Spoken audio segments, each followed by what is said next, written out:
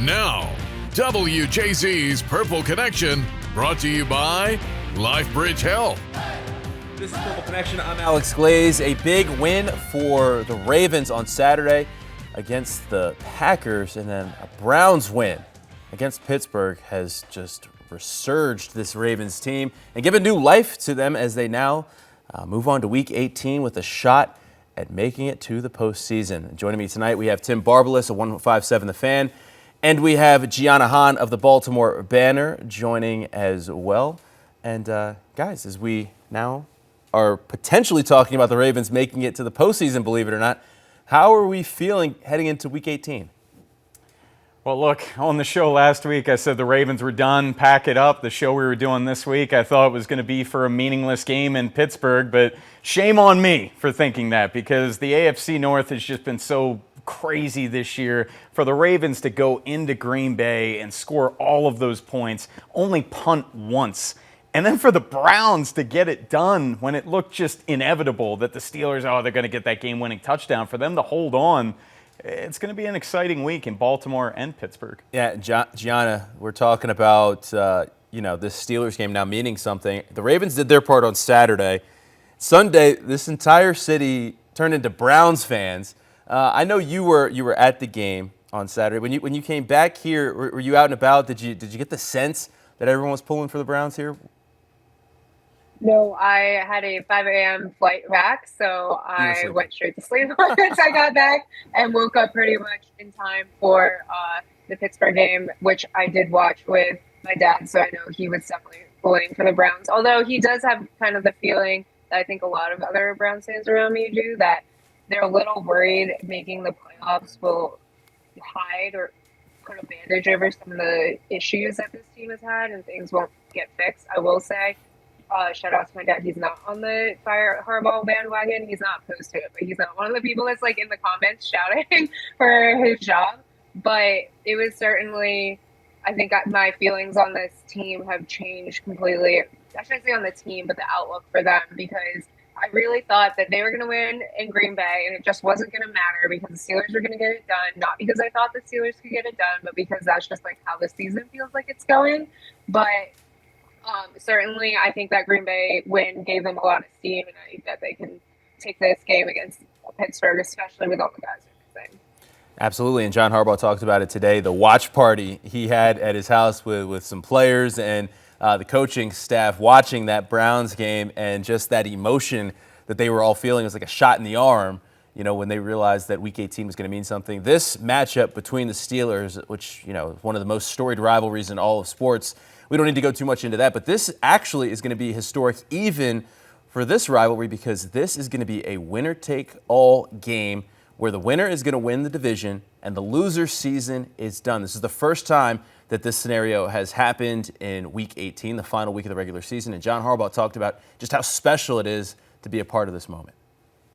You got to take a step back and you got to, nod your head a little bit and go, yeah, that's probably the way it should be. We respect the Steelers, their organization, and we respect the AFC North, and so all those things you're saying, sure, I acknowledge that and feel good about it. So a big game coming up on Sunday Night Football, guys. And as you look at this Steelers team, Gianna, I mean, even though just a couple weeks ago, this is a team that came into Baltimore and beat the Ravens, and really you thought that might have ended their season, this is a completely different team now. This is going to be a team that's without DK Metcalf, potentially without Calvin Austin, their top two receivers, potentially, more than likely going to be without Darnell Washington, their big tight end, their big 300-pound tight end who just broke his arm against the Browns. And, we're talking about a lot of offensive weapons that they're going to be missing. And then TJ Watt also probably is going to miss this game as well. He still has that punctured lung. So a completely different team. Yeah, I was kind of musing during the previous Steelers-Ravens game in Baltimore if Ravens were playing the long game, because they just really, really beat up the Steelers, and they've only gotten more injured since. Now they've knocked out a lot of different guys. They've been out disciplining them for sure. But with the Steelers, it's just, John Harbaugh went on this long list of all the weapons they still have.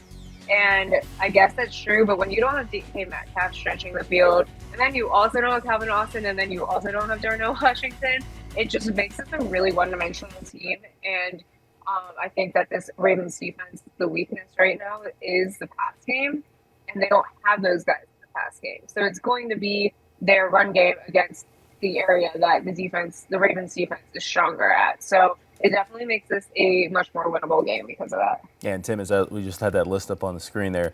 DK Metcalf, the suspension, I mean, just a massive loss for the Steelers and a big break for this Ravens team because DK absolutely killed them a couple weeks ago. Giannis talked about stretching the field. I mean, he was just running that 9 route going up top. Yeah, I think John Harbaugh was being kind when he was talking about those other weapons that the Steelers have, because without DK Metcalf, they just don't have the horses at the wide receiver position. They don't. And you saw it against that Browns team where Cleveland only had 41 yards of offense in the second half. And it didn't matter because Pittsburgh could not move the football. And look, like Gianna said, this Ravens secondary has really been in shambles since that first Steelers game because they've given up so many chunk plays.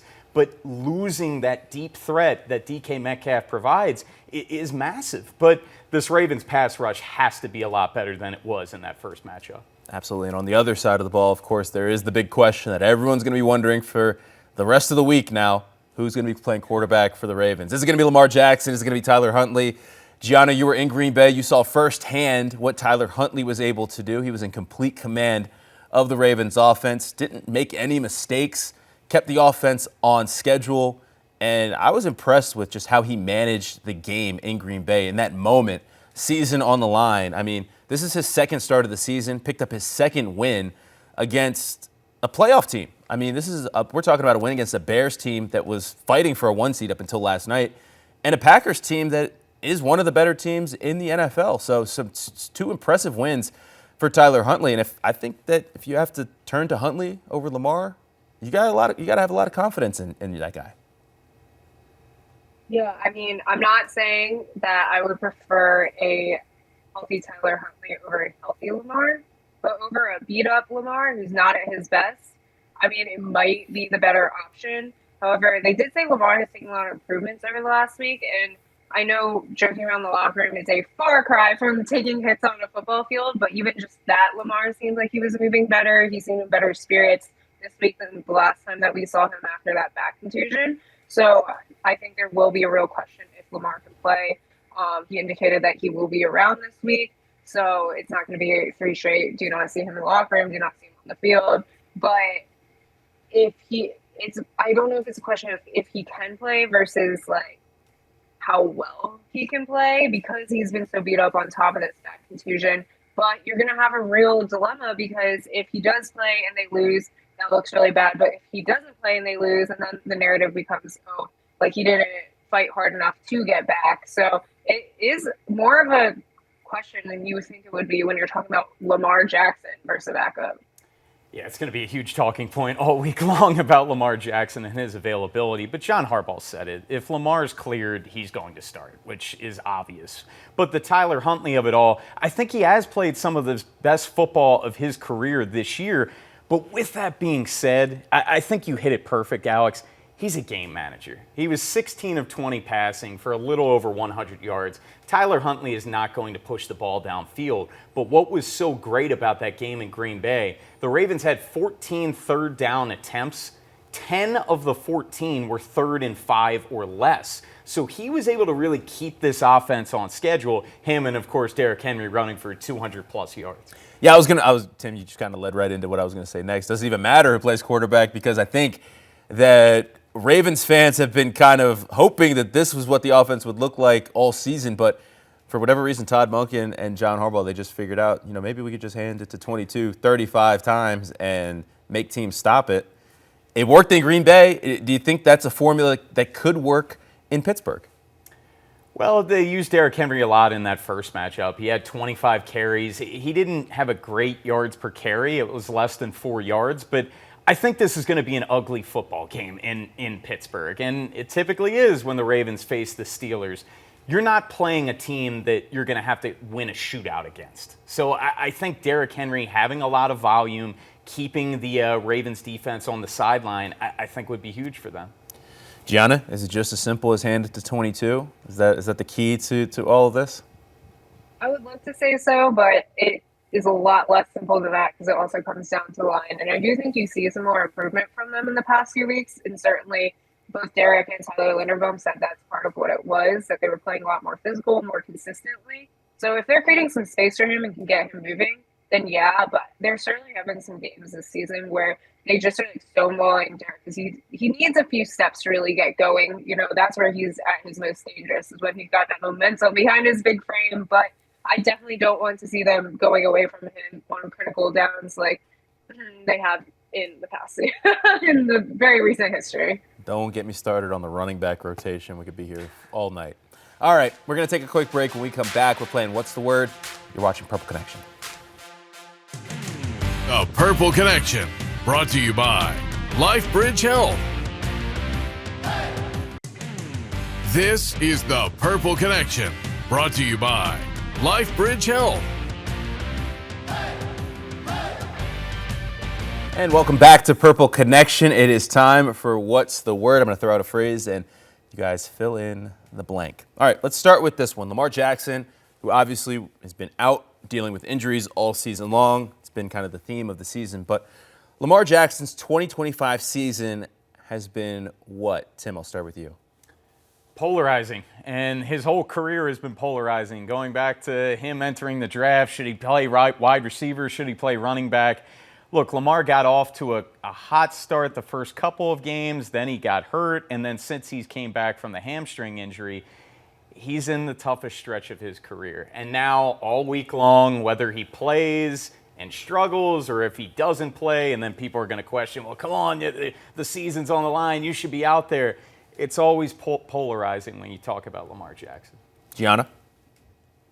Been frustrating in so many ways. I mean, frustrating because we don't get to see what he could have done if he was healthy. Frustrating because we don't really know what's going on.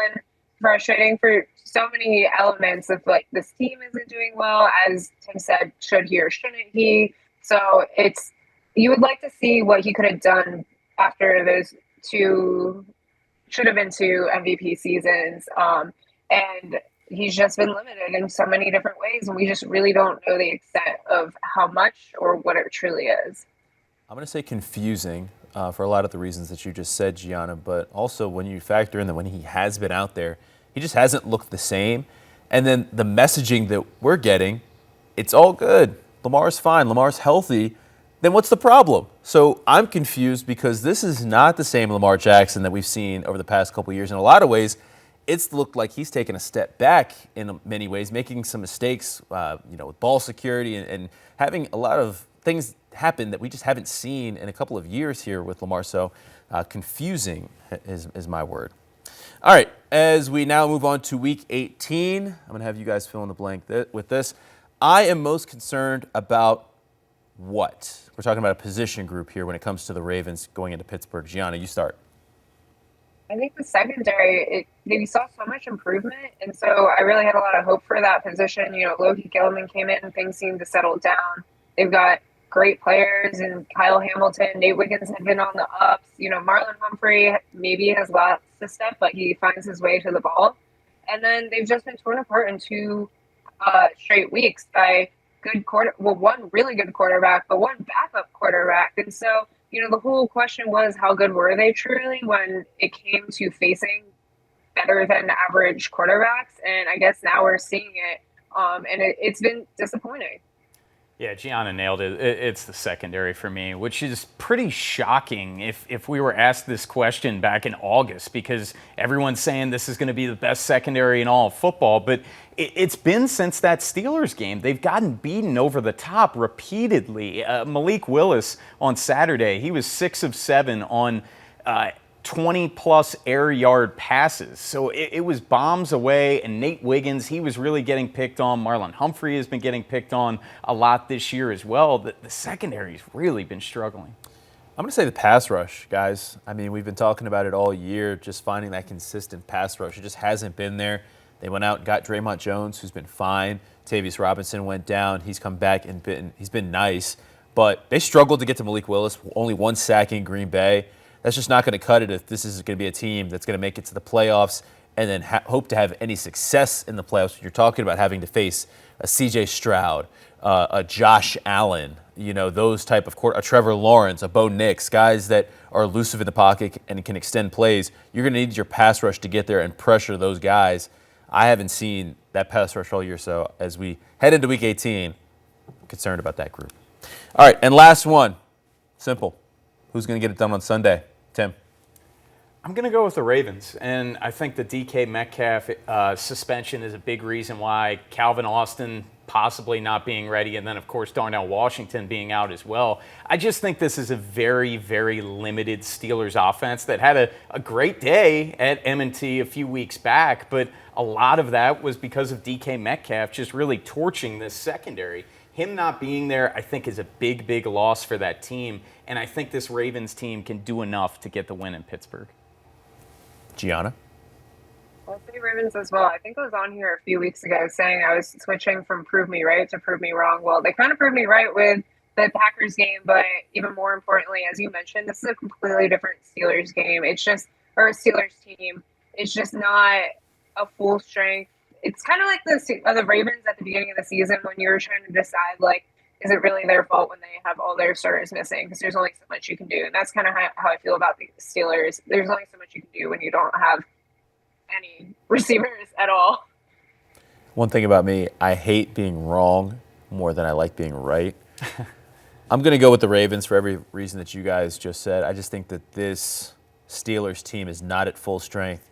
I like the momentum that the Ravens are potentially carrying into Pittsburgh after that kind of game. I mean, I've been sitting up here talking about attitude, right, all year. What is their attitude? That offensive line. We had a Daniel Falele highlight reel on national TV. I mean, that offensive line was playing with attitude last week, and if they're able to take that into Pittsburgh, I think some good things are going to happen for this Ravens team. So I'm going to go with the Ravens. Bonus one, what's the word for Gianna still having her Christmas tree up on December 31st? I'm cool with it. You were killing her during the break. It hasn't even been a week. I don't know. Take that thing down, Gianna. It's time. What is this? Is this running tomorrow? Because it's not December 31st yet. Oh, wait, I'm wrong. December 29th. Sorry, my days are all mixed up. I've been off, so I forgot what day it is. That's on me.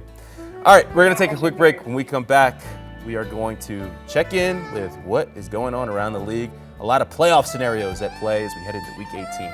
You're watching Purple Connection. The Purple Connection, brought to you by LifeBridge Health. The League Checkup, brought to you by LifeBridge Health. Care bravely. And welcome back to Purple Connection. Let's check out what happened around the NFL yesterday. A lot of things happening to impact playoff seeding. And, of course, we're talking about the Patriots potentially being the number one seed. They blow out the Jets, clinch the AFC East for the first time, I believe, since 2012, I believe that's the case. The Bills, they lose to the Eagles. Josh Allen aggravates his foot injury. That's obviously a big deal. How about the Niners? They win a thriller against the Bears. That game felt more like a scrimmage. And they can clinch the one seed with a win in Week 18. And then you have the Texans. They hold on to beat the Chargers and clinch the playoffs. Tim, you're sitting here shaking your head. That Niners game, first of all, highly entertaining. Unbelievable. I love that because I didn't care about the Niners or the Bears, so I'm just enjoying offense. I'm all about that. But if I'm a fan of either the Niners or Bears, gotta hate that brand of football because it's just back and forth, one stop, and you feel like your team's over. But Brock Purdy, impressive. I was really impressed with him last night, and I've been impressed with the job that Kyle Shanahan has done with this Niners team that is beat up. George Kittle didn't play last night. I mean, we're talking about Nick Bosa missing, Frank Warner missing. Their defense, I mean, I don't even know what's going on that side of the ball there or who they have playing, but that offense hasn't missed a beat. And that Niners team, they might not play they're not going to play another away game potentially until September.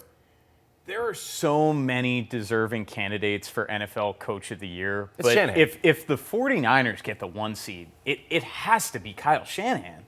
Alex, you just listed all of the injuries. You're talking about all-pro players, multiple of them. And if you're able to win that division, the NFC West, which is the best division in football, it's not even close when you have Seattle, when you have the Rams also in that division, it's just been a heck of a coaching job from Kyle Shanahan. Yeah. Gianna, what'd you like from yesterday? Well, I gotta say, if you're better when it comes to NFL games, that must have been a stressful day, because how many of those games came down to a 4th and goal line or a 4th and one last play from the Bills to the Steelers to that 49ers game? I was like, man, if I were more invested, I would be having a heart attack right now. But yeah, I mean, what you guys are saying about the 49ers and the injuries, I just remember talking earlier on with you guys about how they were an example of a team that can do something without their star players, and why hasn't this Ravens team been able to do that? So excellent coaching, also just showing that I don't know, that fight that we haven't really seen from this locker room when their main guys go down. So I'm very impressed with them from coaching to the locker room. Yeah, and we're talking about impressive wins. I was impressed with the Eagles and that win that they picked up in Buffalo. That's not an easy place to win. The circumstances when we're talking about the weather were less than ideal. It was pouring, and they gutted out a win. I mean, Josh Allen, you can argue all day about was it the right call, go for two, whatever. I mean, that's the right call, right play. Just didn't make the play. And, the Eagles hold on, but they've got that Philly team has to feel pretty good right now after picking up that win. The Eagles' defense is absolutely legit. They really were. When your offense got shut out in the second half on the road in Buffalo and you still won that football game, that's a testament to your defense. So they're going to be a tough out in the playoffs regardless of who they play. But that offense, Jalen Hurts, Saquon, they need to get it going. This has been a season-long struggle for them. Yeah, I was just talking to Rick Ritter, our resident Eagles fan here. Jalen Hurts is a gamer. Oh, They're gonna get the playoffs, and Jalen Hurts is gonna do what he does. He's gonna win games. He's gonna make plays. We saw it at Buffalo. He was gonna make those tough throws on 3rd down, 3rd and long. He's gonna extend plays with his legs. They're gonna just find a way to win. It's gonna all come together at the right time because Jalen is just a gamer. He's a winner. That's what he does. Yeah, look, the Super Bowl performances with him have been great, and obviously that's a team with plenty of playoff experience and pedigree, so they're going to be a tough out, but it looks like there's a strong possibility that they could play the Rams in Wild Card Weekend, and that game would be something. Crazy. That'd be something. All right, we're going to take a quick break and wrap up the show. When we come back, you're watching Purple Connection. The Purple Connection, brought to you by LifeBridge Health. And now, Game Day Advice, brought to you by Rice Law. For the best advice, call Rice. And welcome back to Purple Connection as we get ready for the Week 18 matchup between the Ravens and Steelers to decide the AFC North champion. We have your game day advice, and of course, after that game in Green Bay, we got to talk about the run game. Smash the Steelers. Ravens 4-2 in games where Derrick Henry has at least 20 carries. Week 14, Tim, you talked about it earlier, 25 carries. That was a loss, obviously. But in the month of December, this is why you go out and get a guy like Derrick Henry. 90 carries, 538 yards, and 6 touchdowns. I think that averages out to almost 6 yards per carry in those 4 games. So Derrick Henry rolling in the month of December. I think you got to ride him until the wheels come off. He's been by far and away the best running back in the month of December. I think he's got more than 80 yards more than the next closest rusher. He's a freakazoid, man. When you're 31 years old and you've had all of those thousands of carries, you aren't supposed to continue to do this, but he does. Where normal running backs, they fall off a cliff once they turn 30, but not Derrick Henry. The guy was building a lap. Yeah, he said he's feeling a little sore, but he was built for it. Ravens fans, if you're looking to go to the game, Jimmy's Famous Seafood taking its famous tailgate on the road to Pittsburgh for Sunday night's big showdown. Tickets available for the bus trip and the tailgate. This is the first bus. The first bus is sold out. There's limited availability for the second bus. For more information and your tickets, go to thetailgate.com. So obviously a big trip. Jimmy's does it right when we're talking about getting ready for the game here. And that brings us to our question of the week as we head into this Week 18 matchup. And it's a very simple question for you all this week.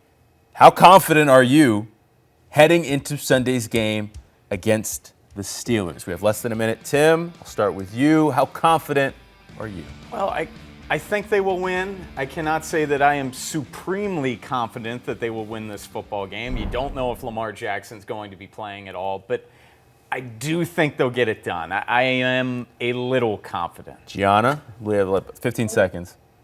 Scale 1 to 10, I'd say a 6 because anything can happen in these games. Yeah. But I am just enough to say I'm picking the Ravens. Depends on which Ravens team shows up. All right, that's going to do it for this week's Purple Connection. For Tim Barbalas and Gianna Hahn, I'm Alex Glaze. We do this show every Monday during the season. We got at least one more. We'll see you next week.